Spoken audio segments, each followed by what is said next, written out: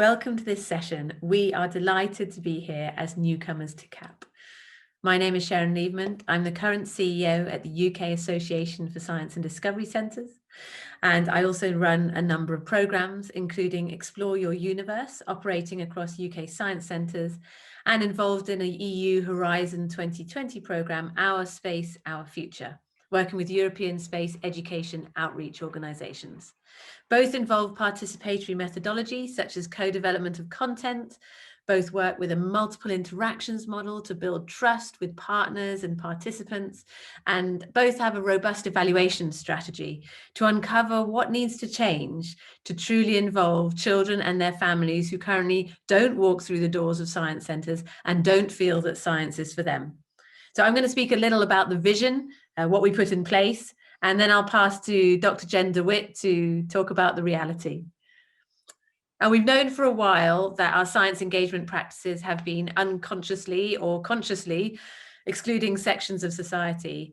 And I'm sure that this shared vision of a society where a far more diverse range of people can contribute to and engage with astronomy, space, and physics is core to many of us here.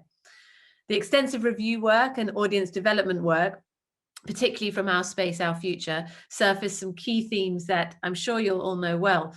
To nurture a growing identity with space and astronomy for school-aged children, we must promote relevance, localization and personalization of content, practical science, real science skills and critical thinking, higher order thinking. And importantly, for those of us in the informal science learning sector, as it is our superpower, is the involvement of wider influencers like parents and carers and teachers. So I've been enjoying talking to a lot of disruptors and a lot of community partners. And we're now on a mission to matter. For those people who don't feel that science is at all relevant for them, co-creation is really key.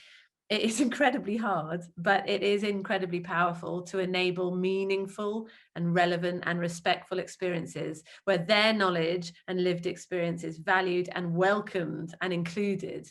And we clearly don't have all the knowledge, experience, skills, or connections to do this work alone.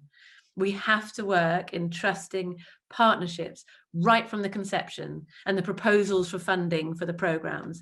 Otherwise, we just fall into the same pitfalls and replicate the easy wins that recreate the same power dynamics and emphasize the them and us. And the space and astronomy experts are just clearly not the experts here with our underserved and marginalized communities. So we have found that this partnership work is the way we keep reminding ourselves whose experience counts, whose knowledge really counts, whose language and culture counts, and who is not in the room when we make our decisions about our space science and astronomy engagement. So certainly during COVID, working with trusted partnerships and multiple engagements, a lot of it was the only way that any science engagement organizations continued to do work at all. It enabled reach to those who are hardest hit by the pandemic and those who sat firmly on the other side of the digital divide. So this is one of the many examples where it really is our privilege to be actively standing with our communities. In terms of capturing the impact, co-development, partnership work, multiple engagements, we're not looking at content knowledge or attainment. We're really focusing on the outcome measures that kind of orbit science capital, so that point to a growing science identity, a feeling of being at home with science, belonging in a science space, feeling included, feeling confident, having an active voice and a greater personal connection to space science. So we have a few fun tools for this, which are open to share, but it's likely our meaningful impact will actually be told through interviews and reflections and stories. Although a lot of our useful tools have actually been supporting the informal science learning organizations themselves to interrogate their own practices, such as this is our inclusion wheel, supporting reflection across the organization. So you only get to color in number 9 on question 11 if community partners are delivering your staff training and the senior management turn up, you see. And reflection diaries as well that support our science communicators to prove and improve their practice as well. Very powerful. To quote a philosopher, we don't learn from experience, we learn from reflecting on experience. We're only at the interim stage. We have a whole year of work still left on both projects. And in terms of the learning, this is why we're here, to share ours with yours, warts and all. So please do connect with us. But we hope that we have been able to design some programs here that place participation, equity, and inclusion at the heart of our engagement. And I'll pass over to Jen now to share the themes of learning that we have to date. So over to you, Jen. Thank you, Shaaron. I'm going to be talking a bit now about what we've learned so far from the project, about the impact on participants, and especially on the organizations, the science centers themselves. If you're interested in hearing more about how we went about it, how we conducted the evaluation, then please do raise that as a question in the Q&A.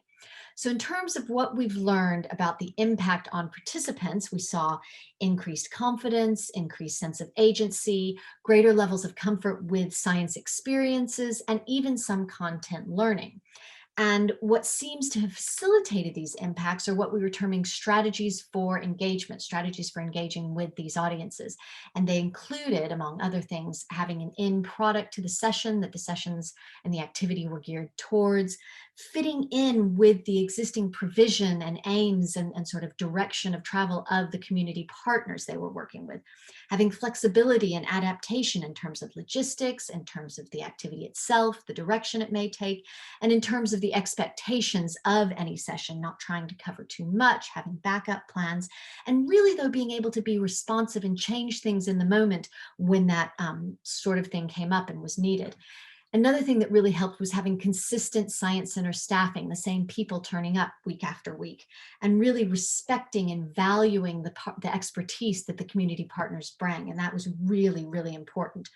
And I want to highlight that some of these were really outside of the comfort zone of the science center practitioners, things like going off script. And this really represented a new way of working for them, which ultimately led to organizational learning.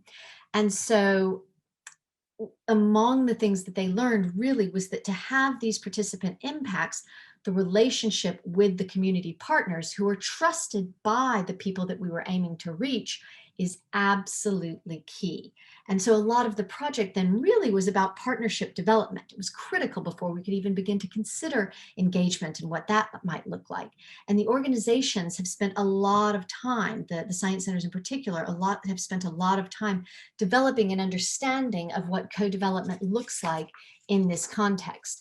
And it's not just a one-way street. There were lots of impacts on the science centers in terms of organizational learning and benefits to them, often around embedding equity and this way of working in the organizations and building capacity for this way of working and working with these audiences. There were things like staff training, sometimes even led by the community partners themselves, learning to work in new ways. We sometimes saw things like cross-departmental and even cross-level meetings around embedding equity and embedding these ways of working with the partners. And sometimes they've even led to the formation of cross-departmental equity groups.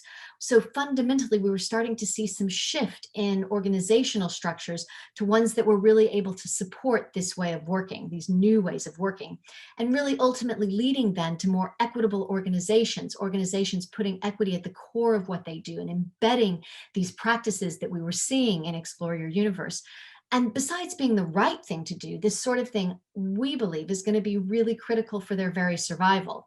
And also then related to that, the upskilling of staff of these organizations so that they're better able to engage with these new audiences on their own terms, on the terms of these audiences.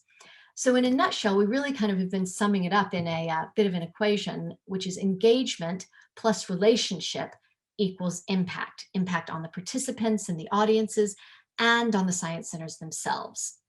And so thank you very much. And I think now we will be moving on to questions.